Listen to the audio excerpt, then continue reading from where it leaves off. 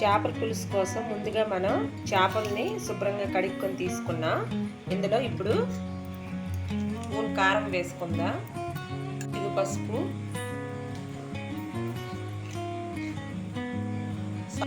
ఈ విధంగా మొత్తం కలుపుకుందాం.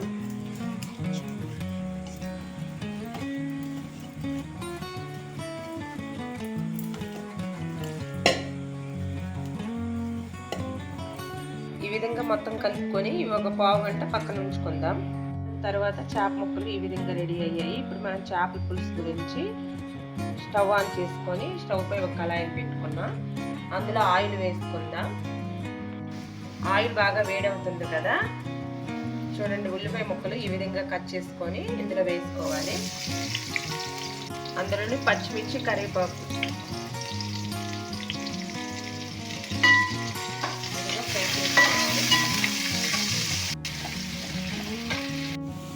చూసారుగా ఉల్లిపాయలు బాగా ఫ్రై అవుతున్నాయి. అందులోనూ 1 టీ స్పూన్ అల్లం వెల్లుల్లి పేస్ట్ వేసుకోవాలి. కొద్దిగా పచ్చివాసన పోయే వరకు ఫ్రై చేసుకోవాలి.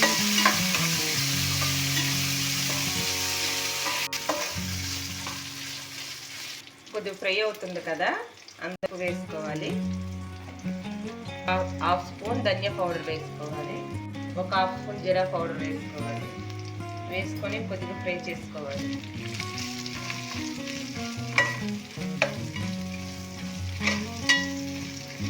ఈ విధంగా ఫ్రై అవుతున్నాయి కదా, ముందుగా మనం ఒక 3 టమాటాలు తీసుకొని మిక్సీ కొట్టుకొని ఈ విధంగా చేసుకోవాలి. ఇది ఇందులో వేసుకోవాలి.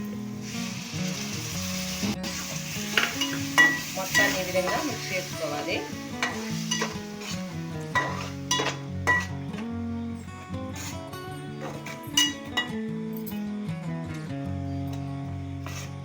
సరిగా ఆయిల్ పైకి తేలుతుంది. ఈ విధంగా అయిన తర్వాత ముందుగా మనం చేప ముక్కల్ని కారం వేసుకొని ఉంచుకున్నాం కదా, ఇందులో వేసుకుందాం.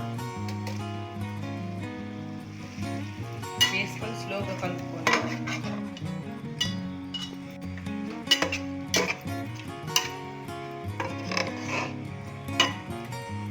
ఇందులో కొద్దిగా సాల్ట్ వేసుకోండి.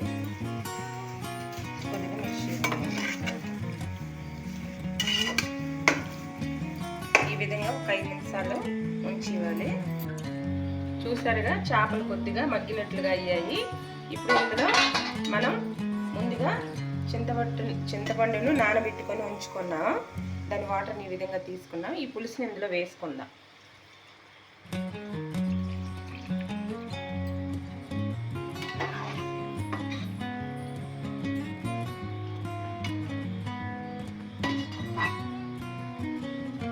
పులుసు మొత్తం వేస్తాం కదా, షేప్లా కలుపుకుందాం. సరే కదా, పులుపునంతా వేసి ఒక క్షణం ఈ విధంగా కలిపేసి మూత పెట్టేసి ఒక 5 నిమిషాలు ఉడికించుకుందాం. 5 నిమిషాల తర్వాత మనం మూతను తీసి చూసుకుందాం.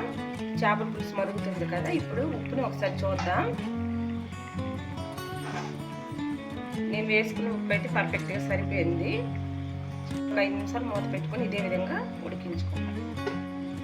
5 నిమిషాల తర్వాత మూత తీసి చూసుకుంటే మన చేపల పులుసు రెడీ అయిపోయింది. చూసారుగా ఆయిల్ అంతా పైకి తేలిపోయింది, ఎంత కలర్ఫుల్గా ఉందో మన చేపల పులుసు. ఇప్పుడు ముందుగా మనం కట్ చేసుకొని ఉంచుకున్న కొత్తిమీరలో వేసుకుందాం.